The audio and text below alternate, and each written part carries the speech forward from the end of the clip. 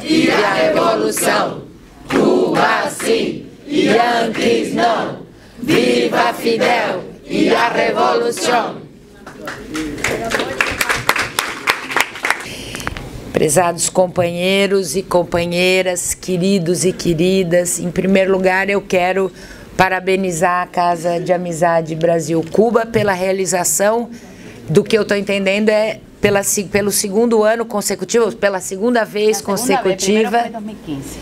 Há 2 anos atrás, e junto com outras organizações como o Sebrapaz, a Casa Tony Ítalo, é isso? Instituto Tony Ítalo, a FEMEFIL, as juventudes todas, o JC, o JS, JPT,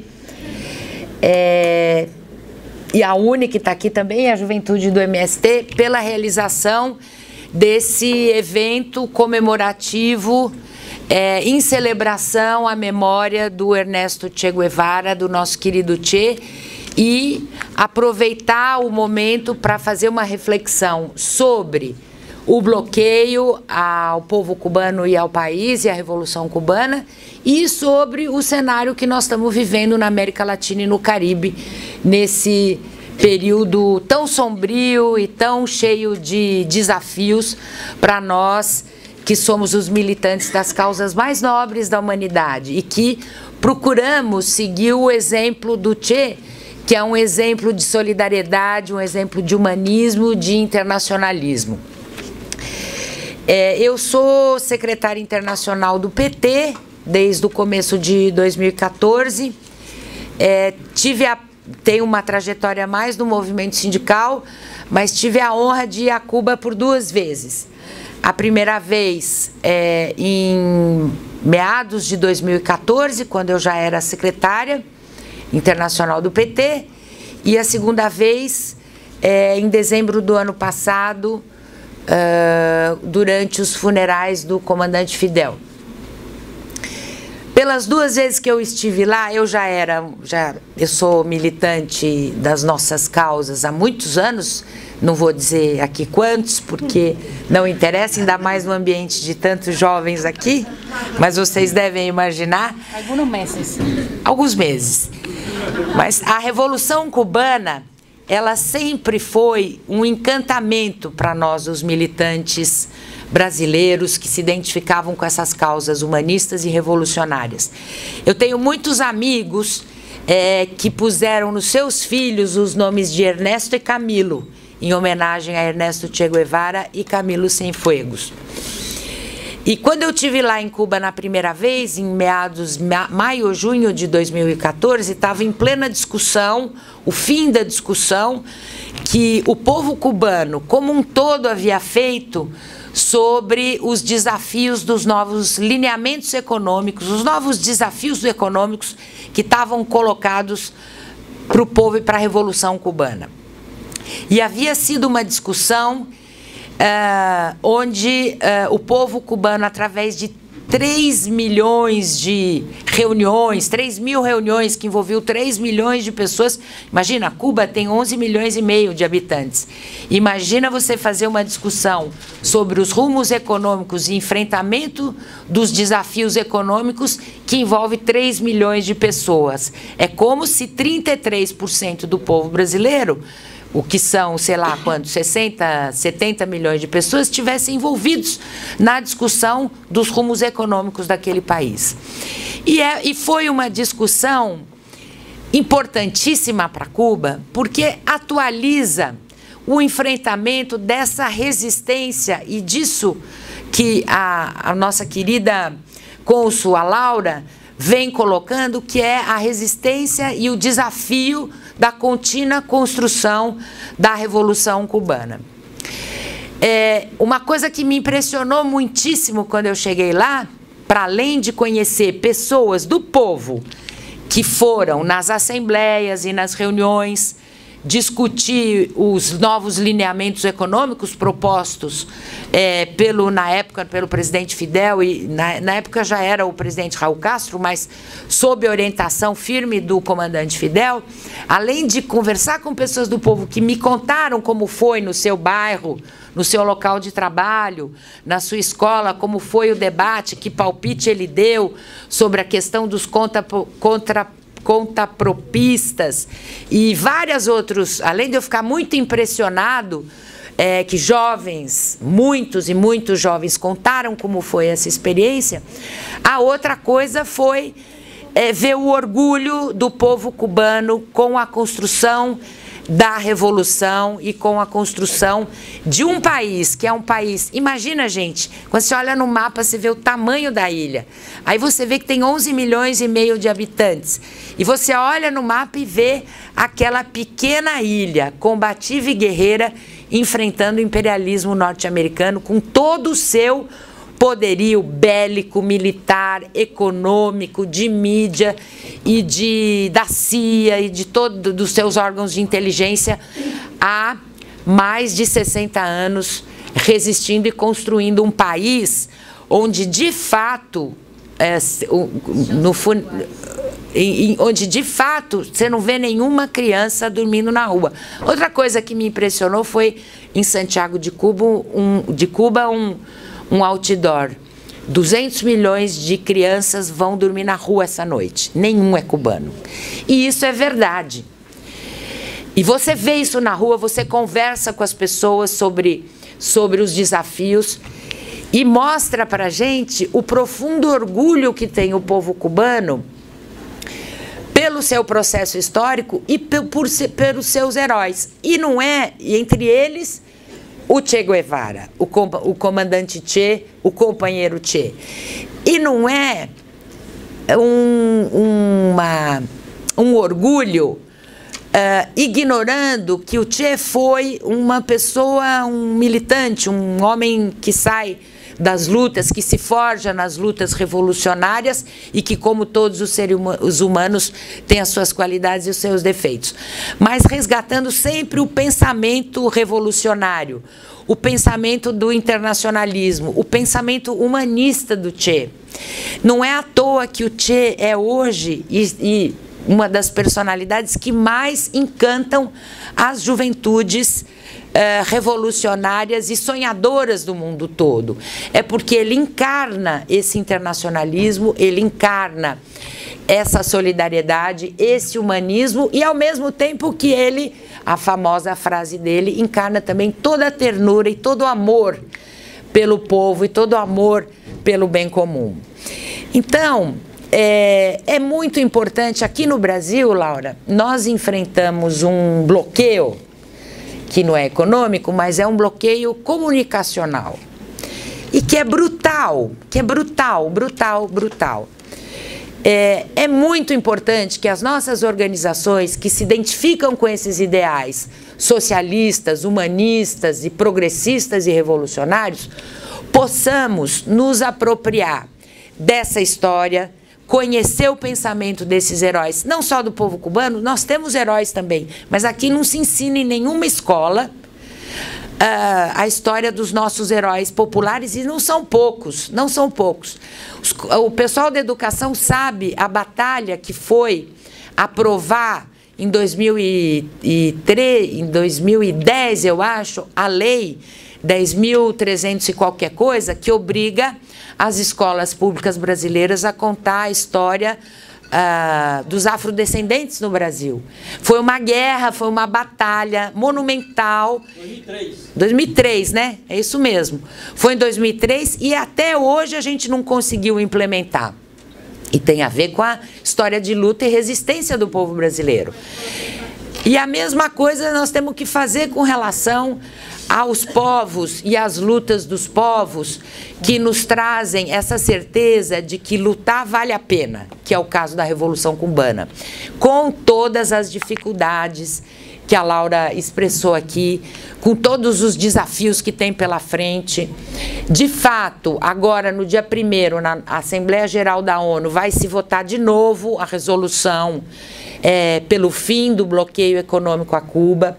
O ano passado, eu também fiquei com uma expectativa positiva, porque, por primeira vez, os Estados Unidos e Israel se abstiveram na votação. Sempre eles votam contra.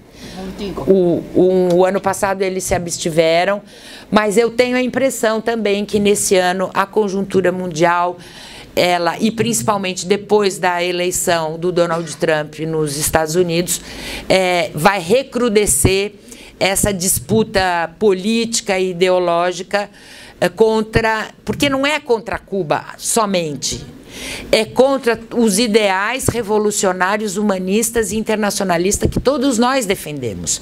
Então não é só contra Cuba e o povo cubano, é também e principalmente um povo que luta e que batalha há mais de 60 anos.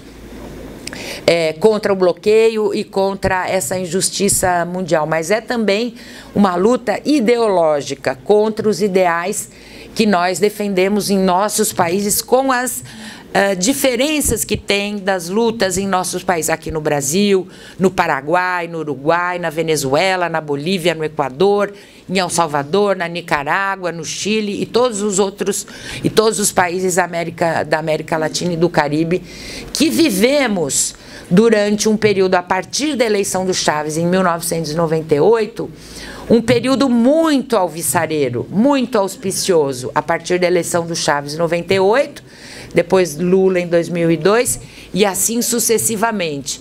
Foi um período onde nós construímos instrumentos importantes, institucionais, que nos permitiram avançar em muitos aspectos. Um deles, e muito importante para Cuba, é a CELAC, Comunidade de Estados Latino-Americanos e Caribenhos, que é a única organização de países onde tem todos os países, incluindo Cuba, e não tem os Estados Unidos e o Canadá. E foi uma grande conquista, porque na última reunião, os Estados Unidos impediam Cuba de participar da Cúpula das Américas. A Cúpula das Américas, se não me engano, de 2012 ou 2013, definiu que a próxima cúpula teria a presença de Cuba, sim, que foi a cúpula que fundou a CELAC. E eu me lembro da presidenta Dilma, quando acabou essa reunião, um ano anterior da criação da CELAC, um jornalista brasileiro chegou para ela e falou assim: presidenta, vocês acabam vai vir na Cúpula das Américas. O que os Estados Unidos, o que a senhora acha que vai ser a reação dos Estados Unidos? E a Dilma respondeu assim: eu não perguntei para eles. Essa foi uma decisão nossa e Cuba virá. E foi. Foi um tapa na cara. Mas eu não perguntei para eles. Como assim? Com uma cara, aquela cara assim de ué dela. Falou, por que eu tinha que perguntar? Não perguntei para eles. Nós decidimos e Cuba vem. E se fundou a CELAC. E se criou a CELAC. Que hoje está esvaziada pela conjuntura de uma contraofensiva neoliberal brutal na América Latina e no Caribe, mas que ela está lá, ela existe. A Unasul também, que embora os países do Caribe não participam, porque a Unasul é sul-americana, mas uma das coisas mais importantes que irritou o imperialismo foi na Unasul, com a criação da Unasul, a criação do Conselho de Defesa Sul-Americano. A resposta norte-americana à criação do Conselho de Defesa da Unasul foi mandar aquela quarta frota aqui pro nosso litoral. Mas foi muito importante porque foram avanços, que são avanços políticos e institucionais, mas que expressam a luta dos povos e de anos, de nós aqui no Brasil, mas de Cuba, da Bolívia, da Venezuela, etc. Eles retomaram, os neoliberais retomaram a sua ofensiva a partir de vários mecanismos. Começou com as experiências de golpe exitosas em Honduras e no Paraguai, depois aqui no Brasil, depois a eleição argentina, onde conseguiram eleger o Macri, a tentativa de cerco e aniquilamento da Venezuela por parte das forças imperialistas, sabotagem econômica, tentativa de quebrar aquele país e quebrar a democracia daquele país, a tentativa a qual o povo venezuelano e o governo do presidente Maduro está respondendo à altura. Vocês viram, a Assembleia Constituinte. E, gente, presta atenção numa coisa. A situação econômica na Venezuela, ela não é uma situação simples, é uma situação complexa mesmo. Tem muita sabotagem econômica e tem também as dificuldades que houve em períodos de crescimento econômico da América Latina e do mundo, de fazer a substituição na economia venezuelana da renda petroleira, da dependência do petróleo. É lógico, a Venezuela, assim como nós aqui no Brasil, nos nossos governos, também erramos. Mas, apesar da continuidade dos problemas econômicos na Venezuela, a iniciativa política do presidente Maduro de chamar a Constituinte, a resposta do povo organizado, do povo venezuelano organizado de ir e votar na Constituinte, enfrentando risco de vida, de ataque, de incêndio, de guarimba, criou uma ofensiva política que permitiu, pelo menos, empatar politicamente o embate na Venezuela. Assim foi que, nas eleições de governadores, prestem atenção, gente, o grande polo patriótico do presidente Maduro tinha 20 governos estaduais, dos 23. A oposição achava que ia aniquilar o PSUV, o grande polo patriótico. Não aniquilou. O bloco do presidente Maduro ganhou em 18 estados e perdeu em 5. E o bloco da oposição, que tinha 3, aumentou para 5.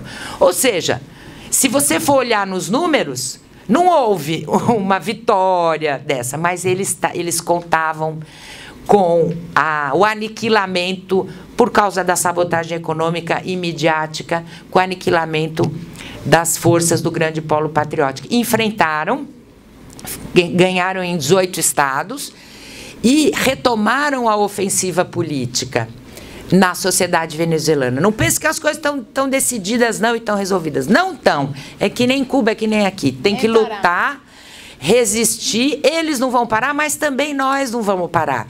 E a gente tem que se espelhar nesses exemplos.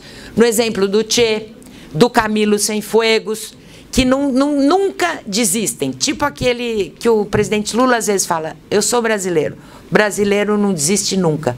E é esse ideal revolucionário de mudança do mundo que nós temos que nos inspirar. E que, por sorte, a juventude está aí para sempre nos lembrar desse ideal revolucionário, desse sonho, dessa utopia. Porque, como disse um cineasta, uns anos atrás, um cineasta que fez um filme sobre o Che, um argentino, ele foi entrevistado e ele falou alguma coisa, perguntaram para ele sobre utopia, ele falou assim, não, utopia, como dizia o Che, é aquilo que faz a gente caminhar para frente, aquilo que faz a gente progredir e ir para frente em torno dos nossos sonhos.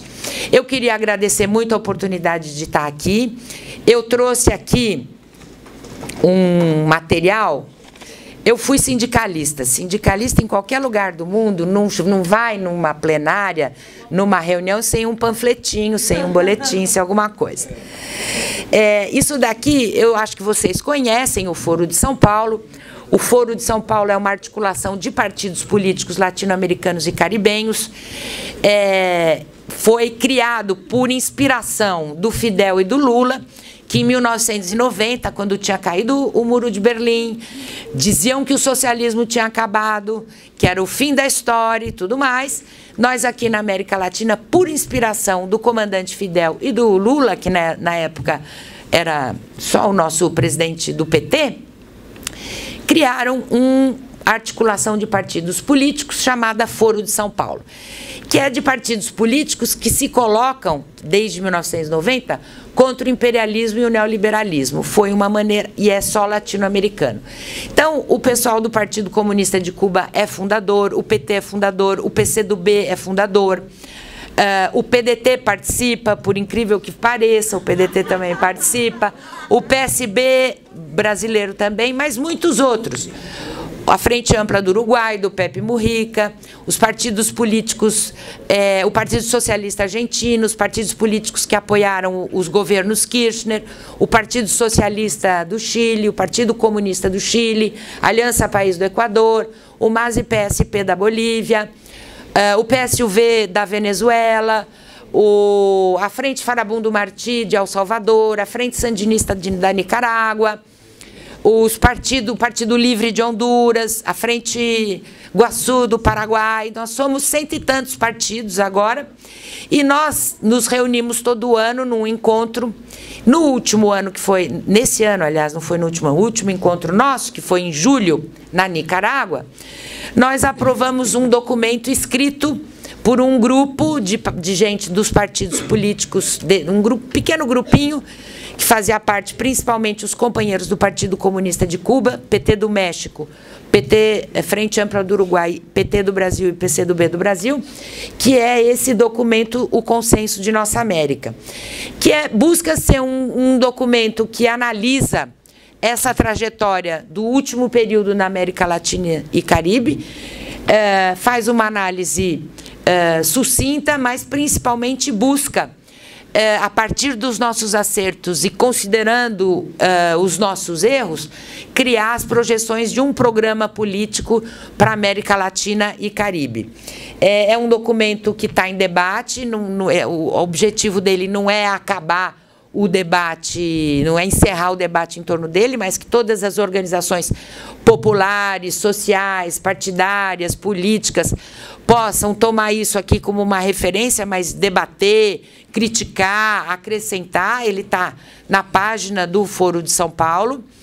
E também, eu trouxe aqui alguns exemplares em português, porque nós escrevemos lá no Foro tudo em espanhol, porque é a língua que a maioria fala, só nós do Brasil que falamos português. Mas esse aqui está traduzido, o PCdoB e nós do PT o traduzimos. E, por último, fazer uma propaganda da segunda jornada continental pela democracia e contra o neoliberalismo, que vai acontecer de 16 a 18 de novembro em Montevidéu, Uruguai. É uma jornada que está sendo organizada fundamentalmente pelo movimento sindical latino-americano, mas também os companheiros de Cuba. A primeira jornada foi em Havana, há 2 anos atrás. Essa é a segunda jornada em Montevidéu, movimento sindical, partidos políticos. Lá, no caso de Montevidéu, a central sindical vai fazer uma paralisação de 4 horas no dia 16 de novembro, das 8 ao meio-dia, e terminar com um ato na praça, com Pepe Mujica, uma companheira da Via Campesina, e talvez o presidente Lula, se tiver jeito dele ir. E vai ter tudo transmitido online, via web. Bom, essas coisas que vocês jovens sabem, eu nem sei falar como é, mas pode participar, pode divulgar. É um momento importante, onde esses ideais do Che Guevara, da Revolução Cubana, e esses ideais que são construídos com a nossa luta, com a luta e o sangue de muitos heróis nossos, como o Che, se renovam a cada dia e nos dão a esperança de construir um mundo melhor para os nossos povos. Muito obrigada pela oportunidade, e sempre que vocês me convidarem e eu puder vir, eu virei.